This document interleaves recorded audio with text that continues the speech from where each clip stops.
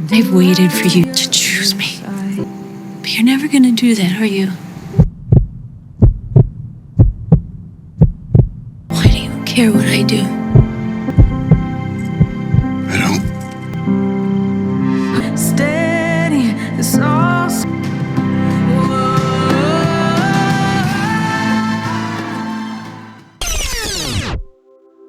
Oh, Ransom Canyon.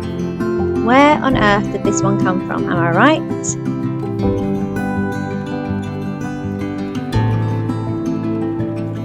Well, if it isn't Staten, Kirkland.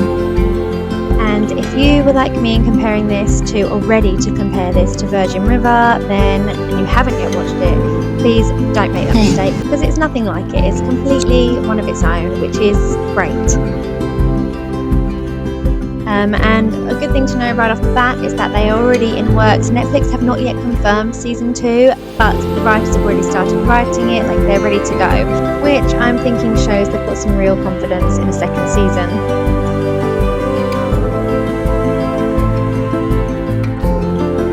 So apparently this Netflix series is based on a book series, which is also called Ransom Canyon by author Jodi Thomas. I'm sorry about last night. Now, I didn't know that, but it really runs in theme with my, book to film adaptations at the moment and my book to TV series adaptations. There's just so many of them and they're so good.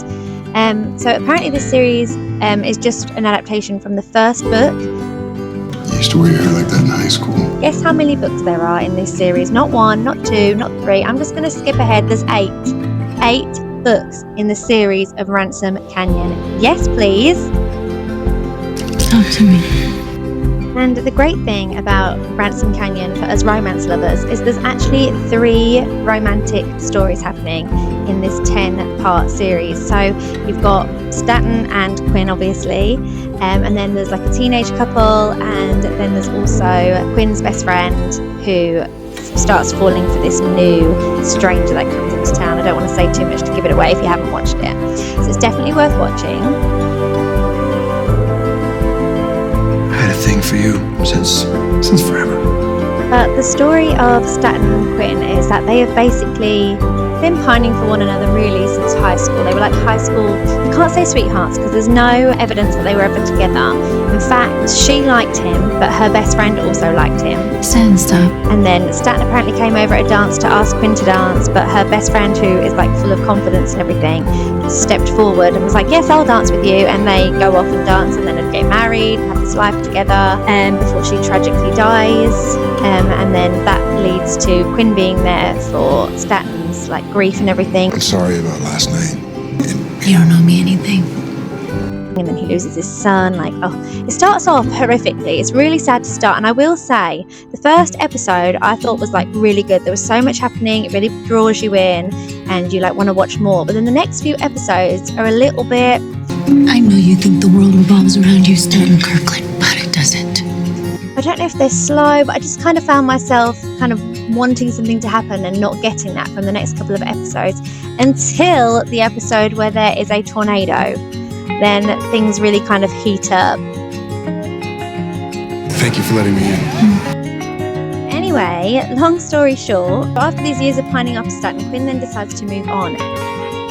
Only ever wanted to dance with you, Quinn. And she moves on with his one and only brother-in-law, Davis, only for Staten to come out of hibernation and make things a little more complicated. You, mind if I cut in? Actually, I do. We just started. Well, now you're finished.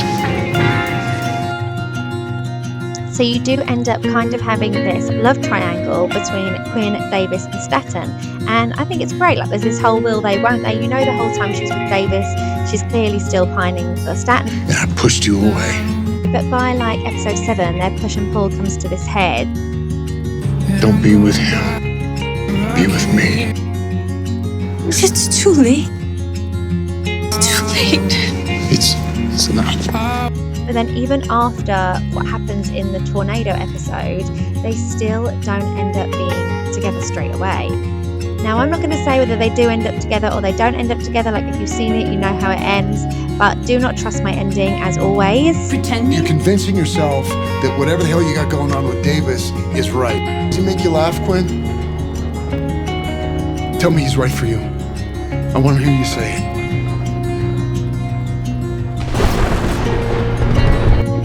Is it over? No.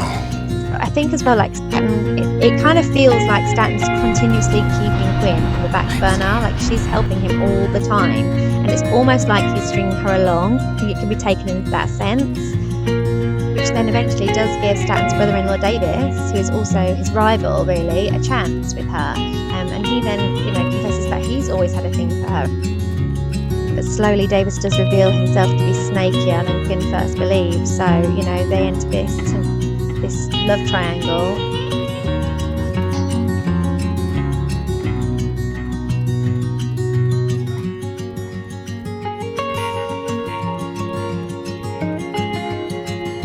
So I think with season 1, it really does feel like Staten and Quinn's story is only just getting started. And if we get a season 2, I want to say when we get a season 2, there's no telling where their love and their secrets might lead. So we'll just have to wait and see.